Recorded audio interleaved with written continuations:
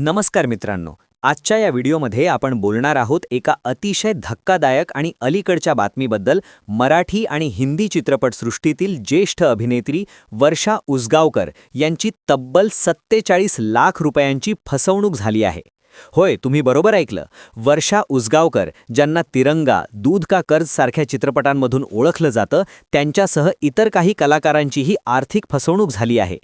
हे प्रकरण मुंबईच्या शिवाजी पार्क पोलीस ठाण्यात नोंदवण्यात आलं आहे आणि आरोपीवर IPCचे कलम 420 म्हणजे फसवणूक आणि 506 म्हणजे धमकी अंतर्गत गुन्हा दाखल झाला आहे.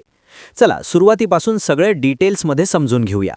हा प्रकार 2019-2020 मध्ये घडला, पण आता 2026 मध्ये हे प्रकरण समोर आलं आहे आणि खूप चर्चेत आहे. मुख्य तक्रारदार आहेत अभिनेत्री मृणालिनी जांभळे, म्हणजेच मृणालिनी सुभाष जांभळे, ज्या मराठी रंगभूमी आणि चित्रपटांमध्ये काम करतात. त्यांची आरोपी अविनाश जाधव यांच्याशी व्यावसायिक ओळख होती.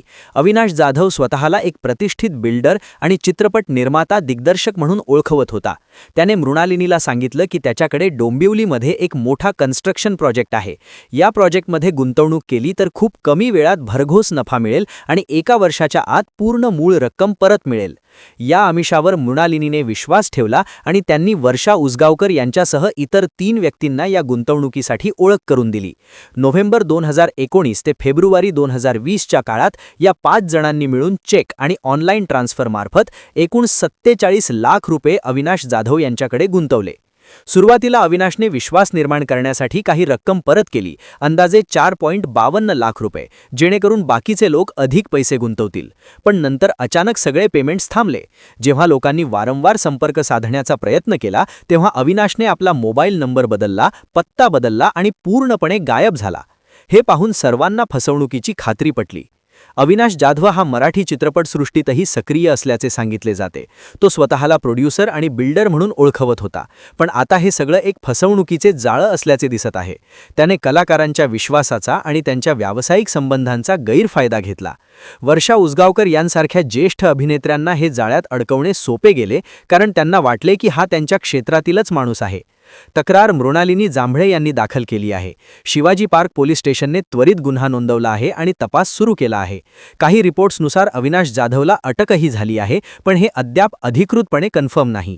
पोलीस सांगत आहेत की हे प्रकरण गुंतवणुकीच्या नावाखाली केलेली शास्त्रीय फसवणूक आहे. अशा प्रकारे अनेकदा लोकांना आमिष दाखवून पैसे लुटले जातात. वर्षा उसगावकर या 90च्या दशकातील खूप लोकप्रिय अभिनेत्री होत्या. त्यांनी मराठी, हिंदी चित्रपटांमध्ये काम केले. तिरंगामध्ये नाना पाटेकरसोबत, दूध का कर्ज, साजन सारखे चित्रपट त्यांच्या नावावर आहेत. आजही त्या मराठी सिनेसृष्टीत आदराने ओळखल्या जातात. अशा व्यक्तीला फसवणे हे खूपच दुर्दैवी आहे. मित्रांनो, ही बातमी फक्त वर्षा उसगावकर यांची नाही, तर प्रत्येकासाठी चेतावणी आहे. आजकाल गुंतवणुकीचे आमिष दाखवणारे लोक खूप आहेत. Real estate, share market, crypto किंवा फिल्म प्रोजेक्टच्या नावाने. काही टिप्स लक्षात ठेवा. कोणत्याही गुंतवणुकीपूर्वी पूर्ण रिसर्च करा. कागदपत्रे, रजिस्ट्रेशन, प्रोजेक्ट डिटेल्स तपासा.